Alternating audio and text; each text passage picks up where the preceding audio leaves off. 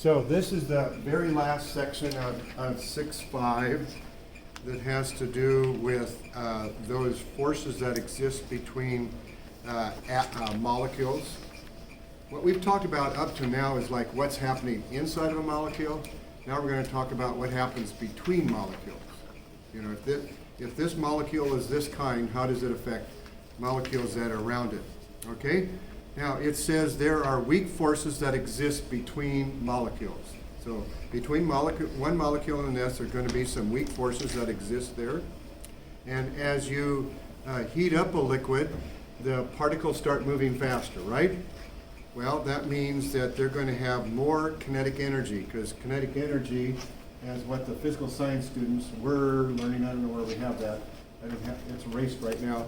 But kinetic energy is equal to 1/2 mv squared. So the kinetic energy that something possesses is related to how fast it's moving and how much mass it has. Now, at the boiling point, the molecules have gained enough energy that they can overcome these attractive forces that are holding them together. Remember, in a liquid, the particles are attracted to each other strong enough that they can't separate from each other. They can move around, but they can't leave each other. But when you get to the boiling point, we've added enough energy to them so that they can now pull away, some of them at the surface anyway, can pull away from their neighbors and become a gas. Okay? So these particles will pull away from each other and enter what we call the gas phase. The boiling point turns out to be a good measure of the forces of attraction between substances. So if we pick a bunch of different substances we don't know enough of, anything about, and we measure their boiling points, then we can get some idea of how strong the forces must be between the molecules that are in that liquid. If it boils at a very low temperature, that means the attractive forces between the molecules must be pretty weak. If it doesn't boil until it gets to a really high temperature, means the attractive forces between the molecules must be pretty strong. You have to get it pretty hot before they can pull away from each other. So the higher the boiling point, the stronger the forces between particles. Okay, so that's going to be the way we determine how strong these forces are. And the forces of attraction between molecules are called intermolecular forces. Inter means between, right? So forces between molecules, and they vary in strength all the way from generally quite weak. They're weaker than the bonds that join the atoms to the molecules. In other words, okay, here's a molecule. The bonds that hold the atoms inside the molecule are stronger than the bonds between molecules. Say that again. The bonds between atoms inside of a molecule are stronger than the bonds between molecules. Now, ions in an ionic compound, we know that those attractions are very strong, metals as well, okay? So the boiling points, for instance, of ionic compounds and metals are going to be much higher than for a molecular substance, because the forces between that hold an ion together in a crystal and metals in atoms together and make a piece of metal are stronger. So to get them to boil, I'm going to have to go to a lot higher temperature. That's the reason why we've said when you put salt on a frying pan, it just sits there. It's not high enough to melt it. But sugar is a molecular compound, and it will melt at a lower temperature. It'll also decompose if I give it too much heat. Okay, so now these molecular forces that we have between molecules, the strongest intermolecular forces exist between polar molecules. Now, we haven't talked about polar molecules yet very much, but a polar molecule is going to be the bond or a first of all, a polar molecule, let's just say that this polar molecule has some shape to it, some length to it. And that means one end is going to be more positive, the other end is going to be more negative. The electrons are more distributed more to this end than they are to that end. So one end is going to be positive, one end is going to be negative. What? Why didn't we go to work class?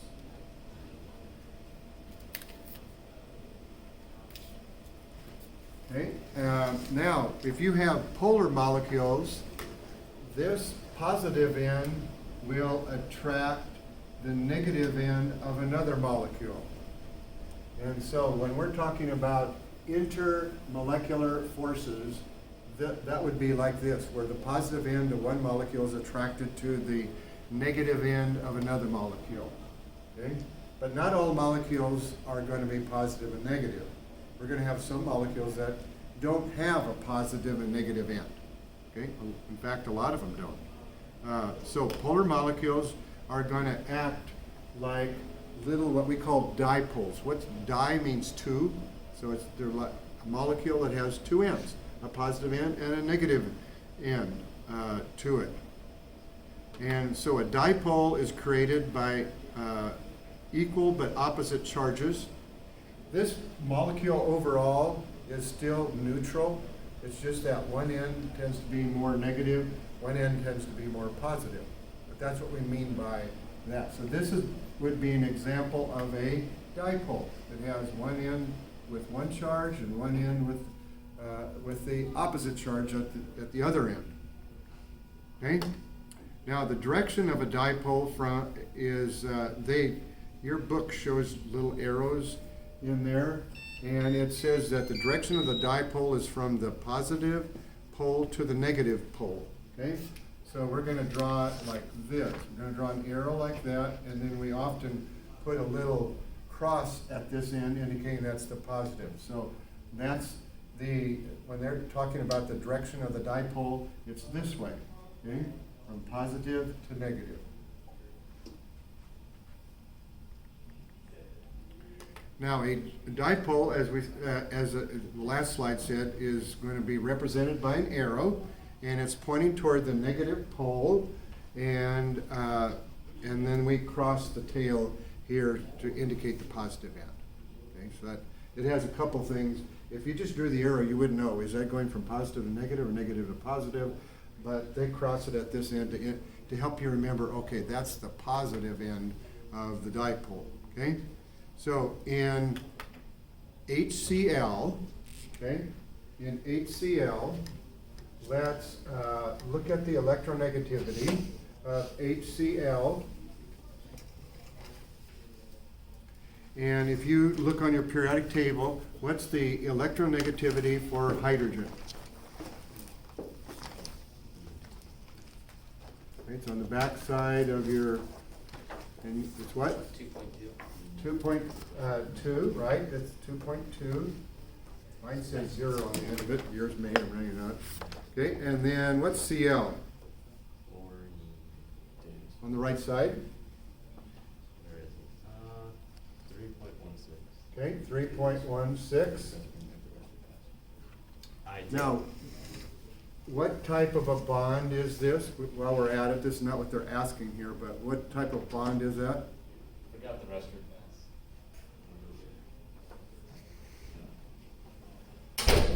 So the difference between these two is almost 1, right? It's just a little bit less than 1, like 0.9, what is it? 0.96. So that means it would be what kind of a bond? If the difference in electronegativity is 0.96, what would it be? Remember the range? It goes from 0 to a difference of 0.3, and then a difference of 1.7. This is the nonpolar covalent. This is the polar covalent. And then this is the ionic down here. So that would fit right in here, wouldn't it? So this is going to be a polar covalent bond. If this wasn't polar covalent, then we would have no point talking about a dipole. There isn't any difference. But there is a difference. This is a polar covalent bond. And which way would I draw the arrow? Well, which one's going to be positive and which one's going to be negative? The negative one is the one with the higher electronegativity. This end's going to be negative. This end over here is going to be positive. So I would draw my arrow like that. So hydrogen's the positive end of that molecule. Chlorine is the negative end of that molecule. We draw the arrow from the hydrogen to the chlorine.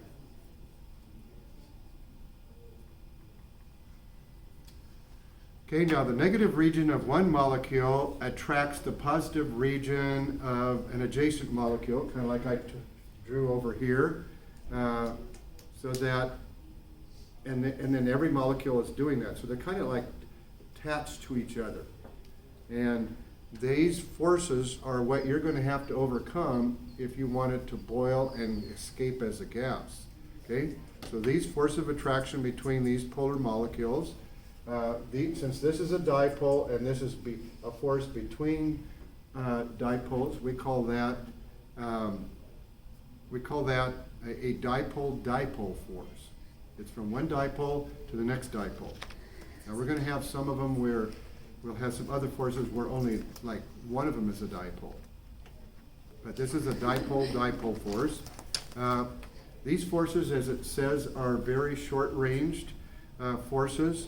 They only act on nearby molecules. They don't act on molecules, let's say, on the other side of the beaker. Just only molecules that are right nearby are the only ones that are going to feel this dipole force. So the effect of dipole-dipole forces it says is reflected by the significant difference between their boiling points. So if you have a diatomic molecule, this is molecules that are the same on both ends. Let's say we have an oxygen bonded to another oxygen, and the oxygen has 6, 1, 2, 3, 4, 5, 6. I should have done it that way. Should have put it up here instead. 1, 2, 3, 4, 5, 6. And then these two will come in between to form a double bond here. Okay. Now, these two have the same electronegativity. I can look it up and see what it says. It says 3.44, but it's 3.44 for both. So what is their difference? Their difference in their electronegativity is going to be what? 0. And 0 puts it in the nonpolar covalent. It's not a dipole. Okay? So on this molecule, I can't draw the little arrow with the plus sign on it because it doesn't exist as a dipole. They share their electrons perfectly equal. So this is molecules determined by just a single bond. For molecules containing more than 2 atoms, the molecular polarity, you have to kind of look at the whole thing. That's why we just talked about the molecular geometry. So the more atoms you have, the more you can. So if we have a water molecule, and remember that's a bent one, it has 2 pairs of dots out like that, and then we have a bond to a hydrogen and a bond to a hydrogen. Well, oxygen's electronegativity is 3.44, hydrogen was 2.20. So this is the negative end. These two are the positive end of that molecule.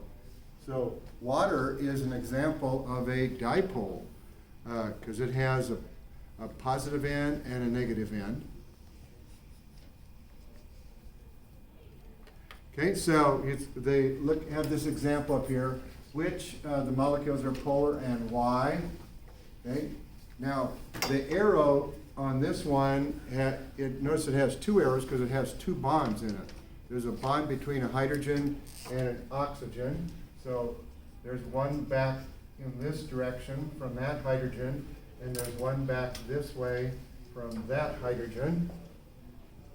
So the overall molecule does have a negative end and a positive end. Ammonia is one of those that, do you see how it's that kind of like pyramidal? And we said, I think the one for our ammonia was trigonal pyramidal. The arrows all point to the nitrogen, so that nitrogen end is going to be the negative end, and then the hydrogens are going to be positive. So ammonia is a polar molecule. Now, the one down here in the bottom left, notice that's the one like the tripod thing. And the arrows are all pointing away from the center. Everything around the outside is going to be negative. The center is going to be positive, so it doesn't have an end that's positive or an end that's negative. And so the bottom left molecule up there is nonpolar. Even though the bonds inside of it are polar, the molecule as a whole is nonpolar. So the shape can determine whether the polar bonds make it a polar molecule or polar bonds but nonpolar overall, because they're all, the outside's the same. Carbon dioxide's another one like that. On the one at the right up there, we have carbon in the center is positive. The oxygen ends are negative. Those are polar bonds, but both ends of the molecule are the same charge. They're both negative. So we don't have a dipole. So that is a nonpolar molecule. So polar molecules can induce a dipole in neighboring nonpolar molecules. Okay, so here we have a dipole next to a molecule. So let's say this is my dipole. And we have another molecule over here, but let's say it's maybe like carbon dioxide. Let's say it's negative at both ends and positive in the middle, so it's not a dipole. Okay, that is a nonpolar molecule. Nonpolar molecule. This one can induce this one to behave like a dipole temporarily. It's only temporary. It's not permanent. A dipole is a dipole permanently. It just is. Okay? But if we bring this near another molecule, this positive end will attract the negatives. So this end will tend to become a little more negative. That end will become a little more positive. So we can induce a dipole in a molecule if I put it next to a dipole. So that's what they're talking about here, induced dipoles. They're going to be weaker forces than if you had a dipole-dipole. Okay? It's going to be weaker than if you had a dipole connected to another dipole.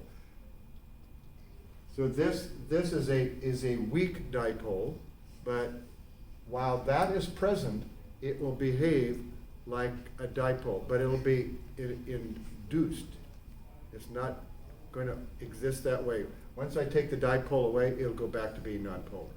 So it's just temporary of what it's doing there. Okay.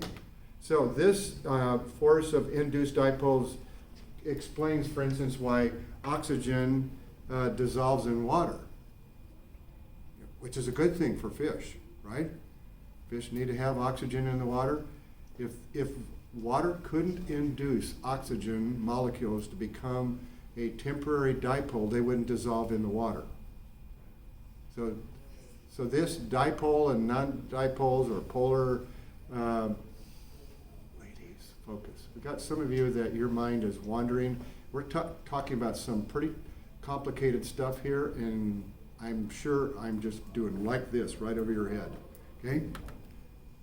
So then when you get to the assignment, you won't have a clue, okay? So you got to focus. not time to have what we had a speaker one time, he talked about having a loose noose. The Latin word for mind is nous. And we can't afford to have a loose noose right now, okay? So oxygen is a nonpolar molecule, but when water comes near it, which is a dipole, it will induce one end to be positive and one end to be negative. And because of that, then oxygen can dissolve in the water. That's one of the ways that oxygen moves through your bloodstream, but that's not the main way. The main way is, with hemoglobin, right? Like you learned in biology. Now, water has something else going on for it, and it's not the only one. There's a few other molecules that do the same thing. Do you remember that when we have water, and the dipole is like this, that the electrons are pulled in this direction, that leaves the protons with not a very strong electron cloud around the outside of it. So so what will happen is, if we have another water molecule, and I'm going to draw this one upside down, just to kind of help us see what's going on here. This end is the negative end, remember? Well, there's going to be a bond that will form between this hydrogen and that oxygen. And that bond is called a hydrogen bond, okay? And hydrogen bonding is what's responsible for water having such a high boiling point. Now you'd think, well, it's not that high. It's only 100 degrees Celsius. But compared to other substances that have the same molecular weight, it's very high. Okay? Other substances that have the same molecular weight might have boiling points that are way below zero. They're already gases at room temperature. But here, water is a liquid at room temperature because of hydrogen bonding that's going on. And so there's hydrogen fluoride, as it says, water, and then there's also ammonia that does that. They both have, all three of those have very high boiling points, whereas you pick another chemical that has the same molecular weight, and they will boil often like hundreds of degrees colder than that. In other words, they'll exist as gases at room temperature. So that is hydrogen bonding. It's one dipole. It's a special kind of dipole force. It's just not a positive end attracted to a negative end. No, it's an oxygen end attracted to a hydrogen end. More specific. So this is the strongest of all dipole forces. That's the strongest one of those. Okay? And the large electronegativity difference between oxygen and hydrogen is what causes hydrogen and fluorine and oxygen and nitrogen to create this bonding, special bonding to hydrogen. We call it hydrogen because in every case it's always bonded to a hydrogen. In water, it's oxygen bonded to a hydrogen. If it was the other one, hydrogen fluoride, it would be fluorine bonded to a hydrogen. Or in ammonia, it's nitrogen bonded to a hydrogen. So it's always bonded to a hydrogen, is why we call it that instead of just a regular dipole force. So it gives the hydrogen atom a positive charge here. This end is positive because we have the pluses at that end of the arrow. Oxygen is the negative end of this, and there's this attraction that goes in between there called the hydrogen bond. And because the hydrogen only has few electrons, right? Just one electron, these can get really close together and you have a really strong bond. So they come very close together to that unshared pair of electrons that oxygen has out here. That's one of the things I maybe should be showing you right here. Oxygen has these unshared pairs. Hydrogen is not getting the electrons as much as the oxygen is, and so hydrogen would like to be really close to these unshared pairs of electrons to kind of make up for that fact that this oxygen over here has it most of the time. So inside the molecule, it's pulled up, but when this water molecule comes up close, this hydrogen likes to be really close to that oxygen. So the hydrogen of one molecule is close to the oxygen of the next molecule. So hydrogen bonding is this attraction between these unshared pair and the hydrogen in the next molecule. Okay, so it's between molecules is what we're talking about here, not inside. We're not talking about this inside here.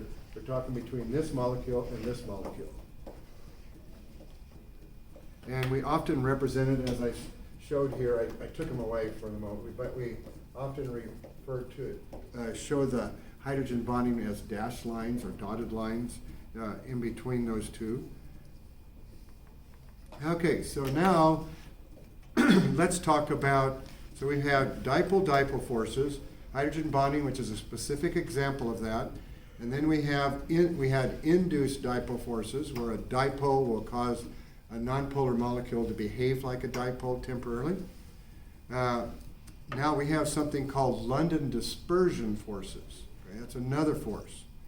And the noble gases over there, the noble gas atoms and molecules that are nonpolar experience a really weak intermolecular attraction between these.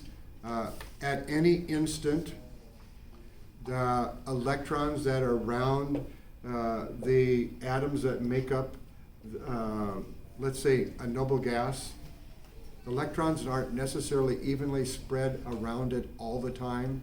Maybe at different points in time, there'll be a little higher density of electrons on one side than maybe on the other. They're not being induced that way. It's just randomness that happens in nature. One of the ways, I don't know, if you've ever driven down on highways, have you noticed that the cars are not always evenly spaced down the highway? They tend to travel in bunches. Well, it's just the randomness that happens when you're driving cars, Well, think of that same idea of randomness. The electrons around the atom are not necessarily always evenly spread out. Sometimes one side might have a little more electrons than the other. So then just temporarily, one end will be more negative than the other side, right? One side be more positive, one side a little more negative. So this is like a really weak type of dipole, right? But it's really temporary. A moment later, the electrons may have already spread out evenly, and then it was no longer a really weak dipole. It'll just be nonpolar. And so this temporary coming and going of temporary dipole existence in some of these atoms is what we're calling but here this London dispersion forces. So it's not being induced by another one. It's not because it is a dipole. It's just things that happen just ever so temporarily, and that creates a little bit of extra attraction between them that you would ordinarily not expect. Yes. So if you have like some magnets or something, like bar magnets, they're like stuck together, would it be like stronger where they're stuck together and then become atoms? Well, let's see. When we're talking about the dipole, that would be like a single magnet. And then like hydrogen bonding would be like the attraction between the end of one magnet and the opposite of the other magnet, right?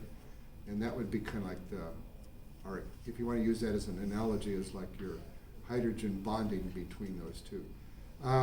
Now, this other end, this end and this end are too far apart, so they're not really attracted to each other. But this end would be attracted to a different water molecule. So these are just momentary, uneven charges that happen over time. But they're momentary. They don't last long at all. Maybe fractions of a second at the most, maybe. So one end of the molecule acts like a positive, one end of the other acts like a negative, and a moment later, it's gone, you know? And another molecule's doing it, or atom is doing it. So these are temporary dipoles. They're held together just for an instant. So they're really weak attractions, and they're temporary. But it keeps going on and on and on, so it does give a little bit of attraction. So these are just, like I said, they're temporary, they're instantaneous, whatever you want to call them, but we call them London dispersion forces.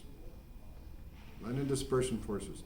And London dispersion forces happens between all atoms and all molecules, including dipoles. It's just that in a dipole, these are so much stronger than the other. This is like the predominant thing going on. But that uneven distribution can happen in any molecule or any atom. It's just that, like on noble gases, there aren't any dipoles there. So that's the only attractions that are going on. Whereas in water, for instance, the main thing going on there that you notice is the dipole-dipole attraction and hydrogen bonding. The London dispersion force is there, but it's so weak compared to the other, you don't even notice it. Yeah. So they're only, like I said, London dispersion forces are only temporary forces between molecules, okay? And the noble gases are best at, or any other nonpolar molecule. Maybe, and it says even some molecules that are what we would call slightly polar, we would be able to notice this London dispersion forces. Okay, so because these forces are so weak, then noble gases have very low boiling points. If you look at your front side and you look at the numbers that are in the upper left-hand corner, the very top number is the boiling point. The boiling point of hydrogen is 4 degrees above absolute zero. Coldest temperature possible, and we've raised it up only 4 degrees, and helium is already boiling. The forces between it are so weak that you just raise it a tiny bit, and there's enough forces to just separate them from each other. Neon is up to 27 degrees, but still very cold. Argon, 87. Krypton, 119 degrees. And this is Kelvin, by the way. In Kelvin, water boils at 373 degrees. So we're not even up to the boiling point of water here yet. So all those noble gases are way cold.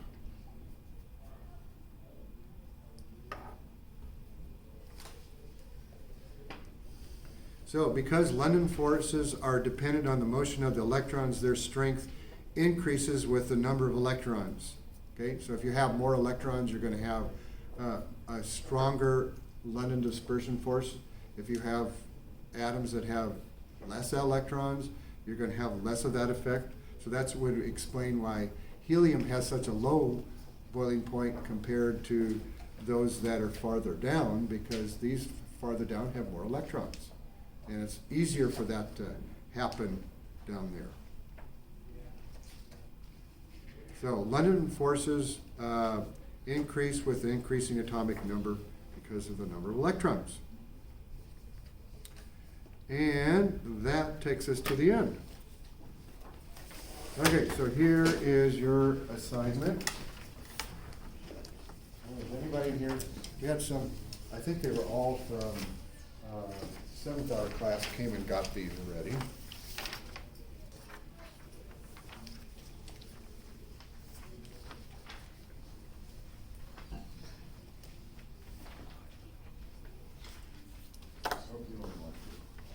Only one of you.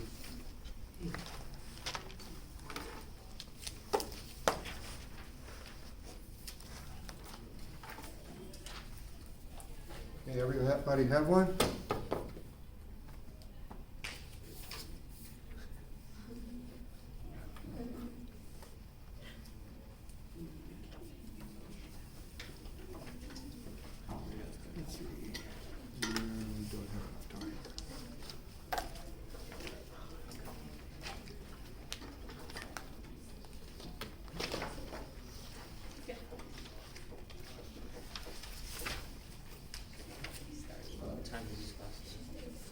10:33, I think, isn't it? What happened? Oh, he asked what time does class over? Okay, let's do Monday.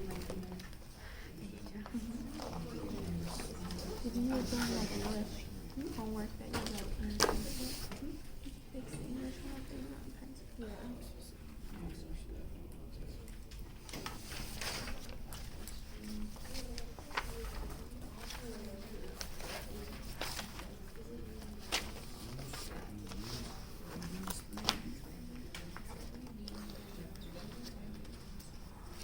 Well, it does, but so in other words, this one, which was, of all of those, was the weakest? So that's, we're just going from weakest to strongest.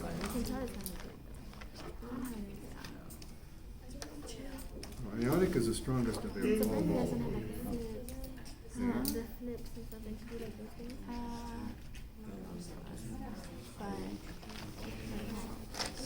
Uh-huh. You don't do them? No, I just like that does it. And that's a special kind of that. Yeah, It's a special kind of type. Uh-huh. So that's so it would be. Yeah, so one of the special forces is the weakest. Yeah, because of the randomness, it's just gonna be a weak one. Yeah, Miss Thomas is like, It doesn't that. Oh, you've kind of done some of those, it's just that the last column we haven't done yet. On our other sheet, so we're gonna have to do this.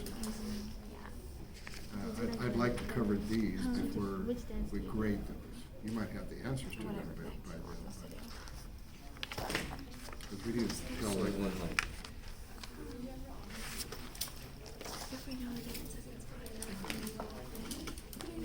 So then H2O would. H2O. And so I was like looking at Yeah, her. we and learned that today, we know it. And so bad. That was like, it was bad because like. The boys are going to the first lunch, yes. And then we have homework. And then you go to homeroom after that Yeah, I saw that.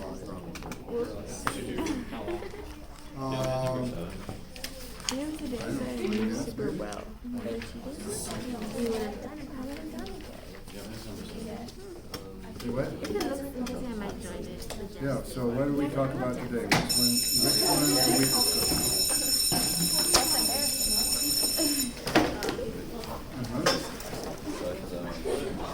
You put that as your number. Isn't it also like really random? Yeah, it's because it's really random, that's why it's. No, that's different. Oh, okay. There's actually one stronger than that. That was right at the very beginning. Here we had. Okay. Let's see.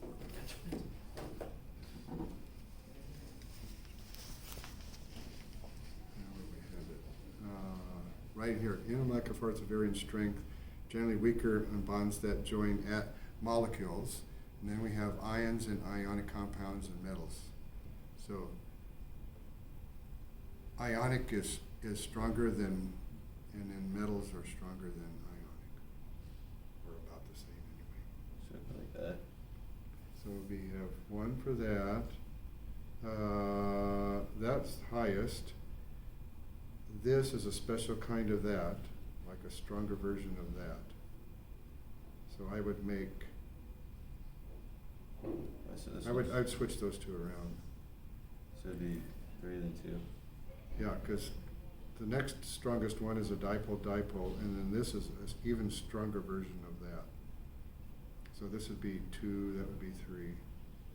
How do you like find that out? Does it just say in the book? Or, like, Well, that's what we were talking about today, that these are much stronger than those, but this is a special kind. Remember, between water and water, this hydrogen bonding makes it extra strong. And ionic was the one we learned earlier, right? Yeah. Uh-huh. Yeah, we learned that one, that ionic is a really strong bond. Oh, the ionic one's like always the strongest. Yeah, unless you bring in metals, metals have really strong